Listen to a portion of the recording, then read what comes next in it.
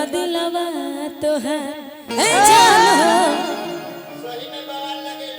Trending अभी चलता कि तोरा लेखा 10 गो घुमाइले हम। गाना हटे गाना के भाव बतानी मनी मुखड़ा गाय। हाँ पूरा याद लगे पूरा गाय भेने कि धमकी देखिए जाके दोसरा से आ डर नहीं लागेला छोकरा से कि धमकी देखिए जाके दोसरा के अरे डर नहीं लागेला छोकरा से कि आज दिल टूटी तो काल गम खत्म कि आज दिल टूटी तो काल गम खत्म कि तोरा लेखा 10 गो घुमाइले हम कि तोरा लेखा 10 गो घुमाइले हम। तैरा खाइत कहाँ रे कि तुझे ना देखूं तो चैन मुझे आता नहीं है एक तेरे सिवा कोई और मुझे भाता नहीं है और कि दिल के हाल का कहल जाता नहीं और दिल के हाल का कहल जाता नहीं तुझे ना देखूं तो चैन तुझे ना देखूं तो चैन मुझे आता नहीं है एक तेरे सिवा कोई और मुझे भाता नहीं है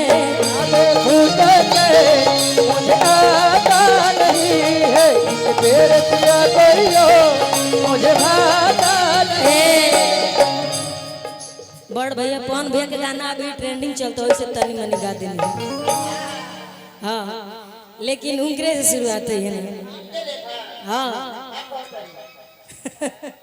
का कहीं जी एगो गोलू भैया के गाना के फरमाइशी बा विकास जी के तरफ से। हाँ बड़ी सुंदर गाना बा बड़े भैया गोलू भैया के जौन विकास जी आते कहते कि नेहा जी गाना को गाइएगा जरूर तो उ गाना गा देबो के बाद सब नायिका में गाए कि नेता न कोनो विधायक हो हम जनुआ हमार खलनायक हो कि नेता न कोनो विधायक हो हम जनुआ हमार खलनायक हो। ढेर गाना अभी ट्रेंडिंग चलता कि तोर पातर कमरिया रे रोकी आ हमारे जिला में टूटी रे कि भरे परे मोर पौआ के जूती रे। ये हमार लाइन है लड़का के लाइन बा कि तोर पातर कमरिया रे आ हमारे जिला में टूटी रे कि हमर दूध गोबा दूध के फैक्ट्री के घरियों में नौकरी अतना खा मिली खाए खाती खोखरी के घरियों में नौकरी। हाँ रुपया ले ले काजल जी के हमारा तरफ से। हाँ अभी हमारे जितना ट्रेंड गाना चलता वो सब गाना के नाम धरते हैं कि देवर रोज ताड़ी पियता भतारो ठलाली पजियता देवर रोज ताड़ी पियता। हाँ लेकिन एगो बड़ भैया गोलू भैया गाना गा के ओकरा बाद से